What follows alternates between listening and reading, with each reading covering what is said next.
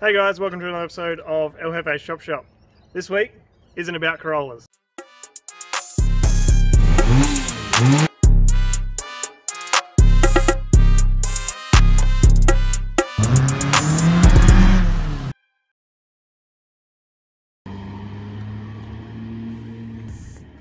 Hilux is gone, so that was here for Tom, so I could work on it. I haven't even worked on it. He's taking it home, and he's taking the K70 as well. So I sold this to him. I'm not going to get to it, so I may as well just sell it to him. He can enjoy it. He's going to clean it, which I'm a little bit offended about, but it'll be fine. So he's coming back for this once he drops that one off at home.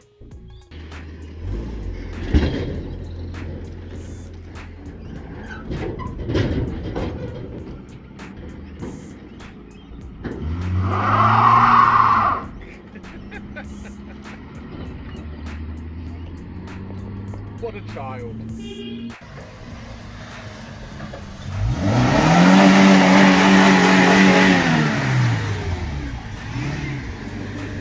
The 70's gone, the little Hilux is gone, I moved the 55, now we have to move all the other ones, so things are happening.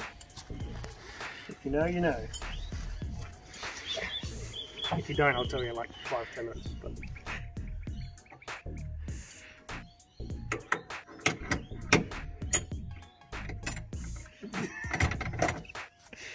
just to make this really apparent, that is through the boot latch that is no longer useful.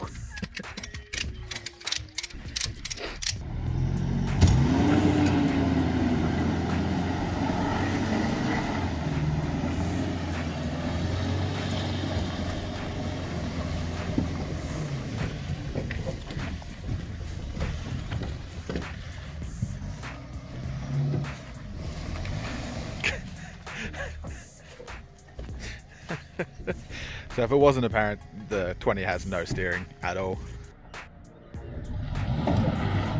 Ooh. Yeah, that was close.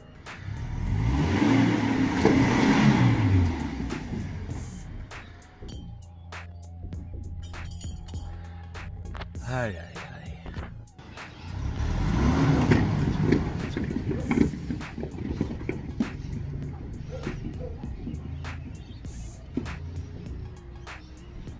I've got the 20 as close to the driveway as I can, and I want to put it where the little Hilux was, which is just in there. And the 55 ran this morning, and it's the only running car behind the 20, so pull the 20 with the 55.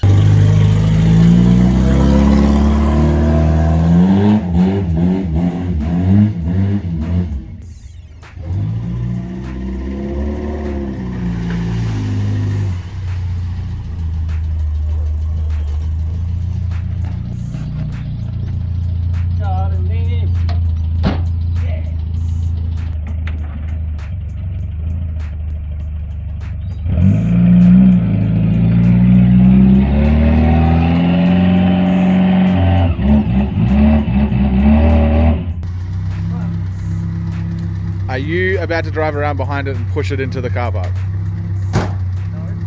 No. Oh.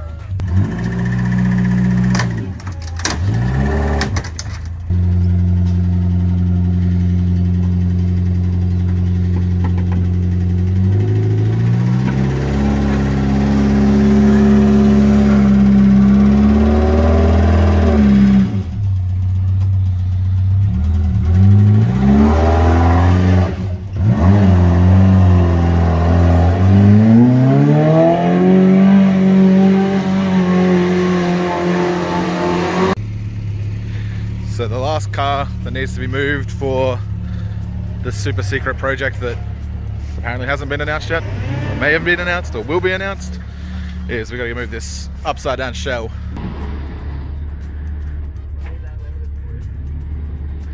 All four-wheel drive.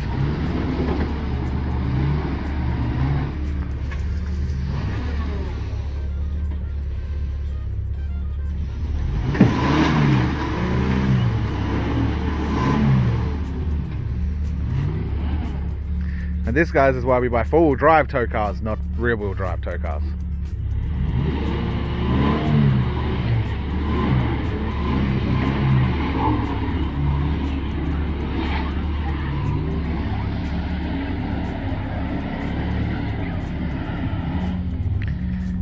and he's bogged again.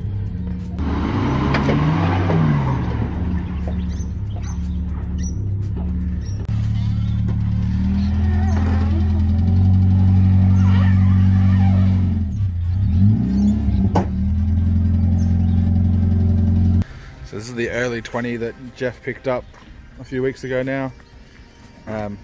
Has the wrong diff in it and the axles are really not held in properly.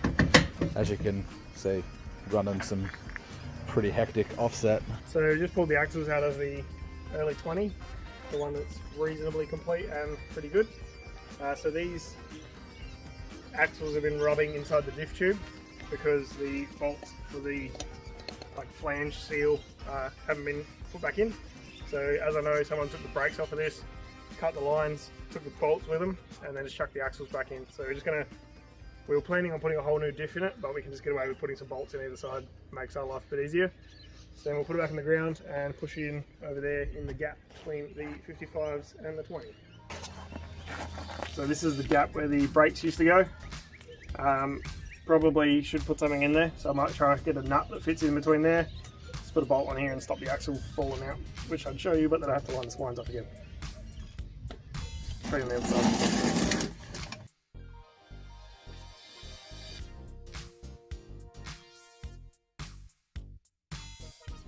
So I just got a bigger nut in here and then the correct size nut on that side. Just do that.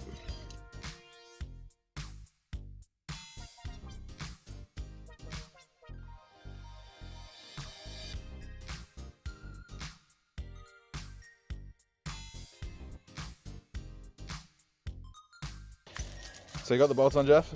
Yep, bolts on with a big nut to space it out so I don't bend everything. And then I've got the other side organised. I'm just going to chuck these back in the tin, put the wheel back on and go and do the other side. And then we can hopefully move it.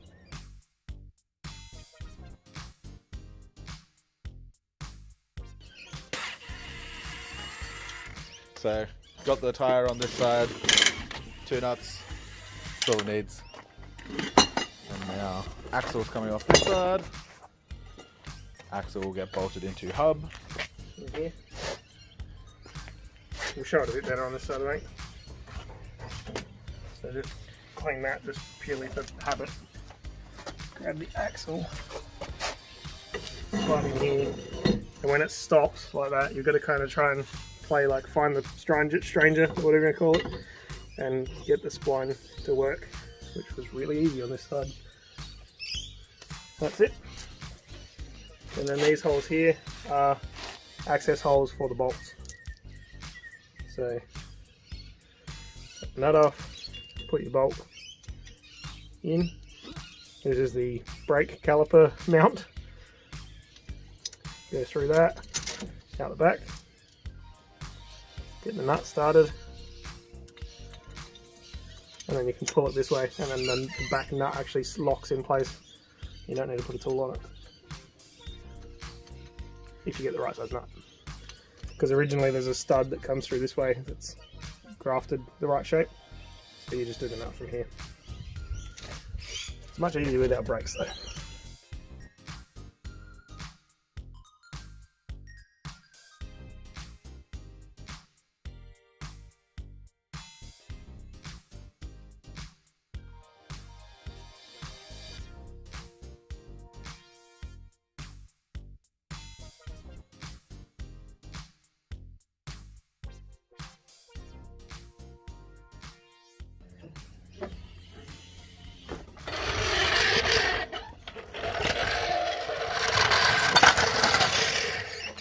Slightly more assembled K20.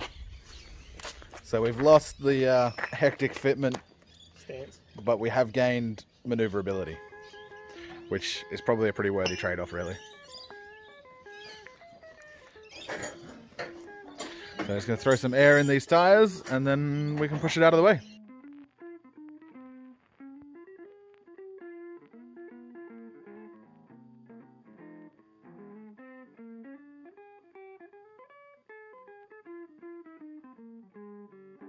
So I hope you enjoyed the shenanigans. We have mowed and whippersnipped since. So Dad and I spent about 2 hours just cleaning up the yard, getting everything flat again. We have to do it again because it's still pretty wet and still pretty thick, so I have to pick that up. So the council has finally approved the shed. It's slightly smaller than what I originally put in for, but we met in the middle and I'm pretty happy with what we got. So this episode will be talking about the shed. So starting at the front corner of the shed, this is the corner closest to the house. So I'm just going to walk the perimeter of the shed and show you how big it really is.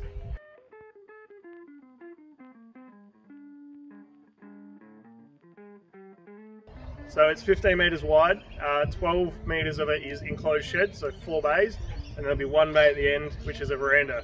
So that was the compromise with the council, is to make it a little bit smaller and make 1 bay a veranda rather than an enclosed shed. So there'll be a personal access door on this side of the shed here, and then this will be a veggie patch and stuff like that, where the corollas are currently growing. And then there'll be a workshop, and then 3 roller doors, and then an open bay. So I've marked out each of the bays, which are 3 metres wide. So I'll start showing you what's going to be in each bay.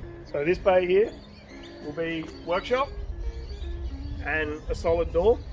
And then this bay here, roller door and a hoist. So this will be the 2-point hoist and pretty much the most frequently used bay, I think.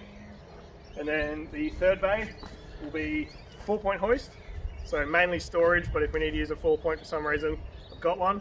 But it'd be good to be able to put 1 car up, 2 corollas underneath it, have it all storage. So that'll be good. So the 4th bay here will be just storage of cars and stuff, so the Stout and the Corolla or something like that. And then the last bay, which will be the open bay, actually has a back wall on it. So there's no side wall and no front wall, but it has that side and the back. So this will be for the truck, assuming it fits under the roof, which I'm not 100% sure on yet.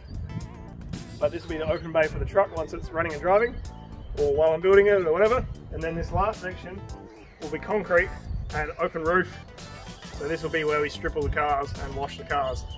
So the gantry crane I made in one of the last episodes, which is standing tall over there, will be mounted in here and bolted to the concrete, bolted to the shed, and be perfect access to pull apart all the cars, build the truck, put the box on, do all the things. So this will be great. And then there's 3 metres the whole way along the back of the shed, which will be used for storage as well. So we're going to start with a garden shed up the far end, then a rainwater tank, and then storage from there on. So we'll have about 4 metres here, and then 9 metres left behind the shed of concrete. So it's going to be a lot of concrete. There's 240 square metres from memory.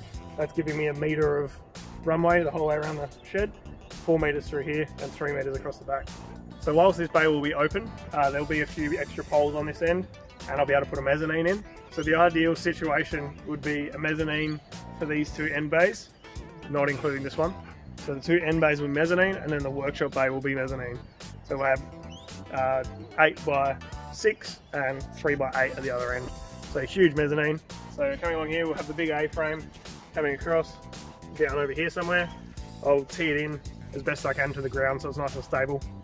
And then in the back corner, center of the last section, I'd like to put a pole about yay round that I can put a chain through and tie stuff to it and pull it off the trailer, or pull corners of the cars out, or pull bumpers straight, or whatever. Just trying to cover all bases here and things I should add. So then coming down the back,